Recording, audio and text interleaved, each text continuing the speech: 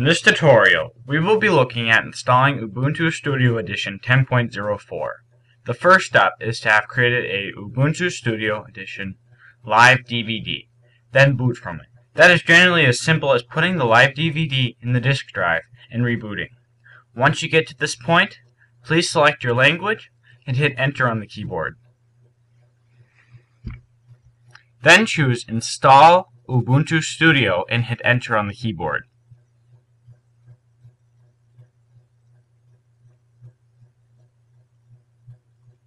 You will be asked for your language for the installation. Then your territory or area.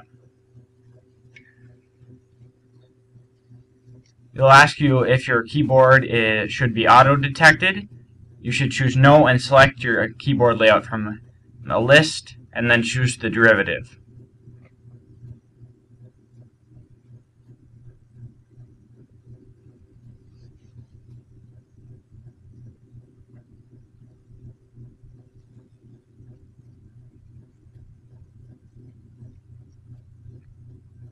Then it'll ask you what you want to call the system. This is a host name to the system.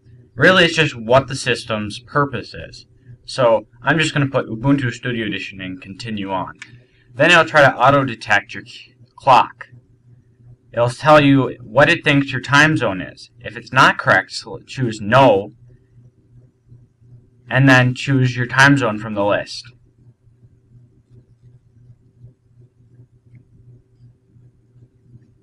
For this tutorial, please select Guided Use Entire Disk from the list. This will install Ubuntu Studio Edition on the entire hard drive. Please be advised this will erase any data existing on the hard drive.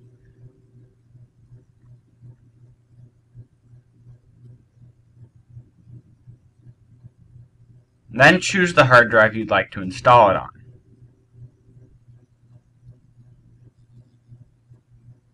It'll ask you for permission before continuing to make sure you're fully aware of what's going to happen. Select Yes to apply the changes to the disks.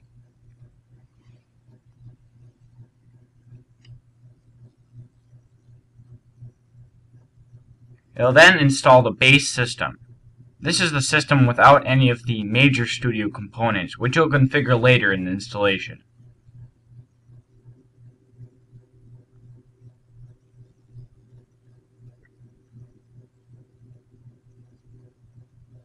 At this point, you'll have to enter the name of the administrator. This is not the username of the administrator. This is the full name. Now you should enter the username of the user. To finish the creation of the account, you'll have to enter a strong password.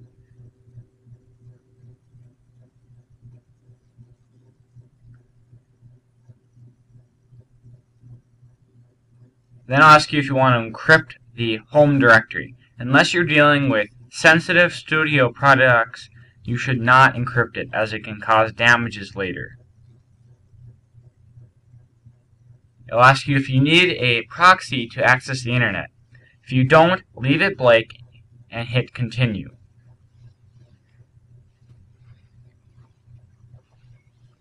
You'll then configure apt.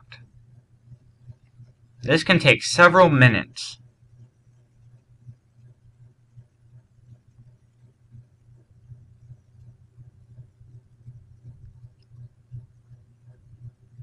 Now I'll ask you what components you'd like to install. I'll ask you if you want to add 2D/3D creation and editing software, audio creation and editing software, video creation and editing software, as long as other audio plugins. Use space to select the components you like to install, and then hit Tab to continue.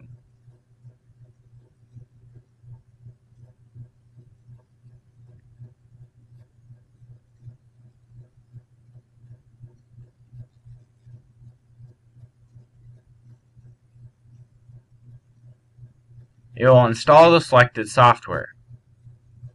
This can take up to 20 minutes to complete depending on your system specs. It'll ask you one last time if you'd like to add the real-time kernel.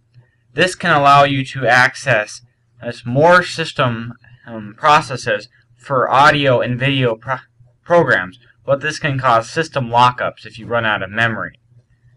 If you feel that your system is capable of this, choose yes. If it is not, choose no.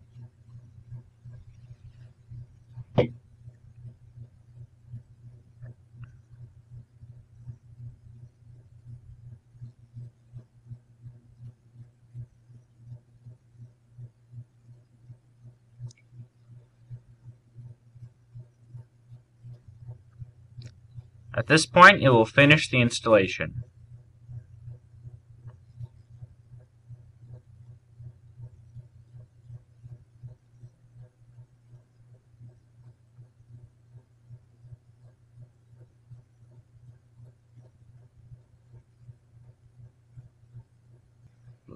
The last step is to configure the grub bootloader. This requires you no steps involved, besides choosing whether you'd like to write to the master boot record. If this is the only operating system on the computer, make sure you choose yes.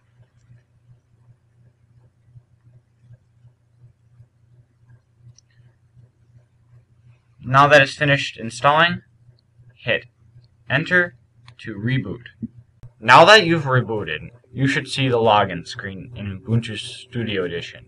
Click the username and enter the password to log in. When you log in, you should find a very sparse user environment.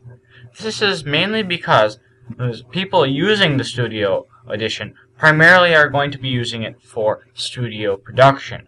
This means that they're not going to be using Office software, and they're not going to want to deal with distractions such as drop-downs and warnings. They just want to work on what they're going to work on. If we go up to the menu, you may find that the menu is highly populated in things such as audio processing and video processing things, but has nearly no Office and Internet tools. There's only Firefox and a dictionary, besides audio production tools.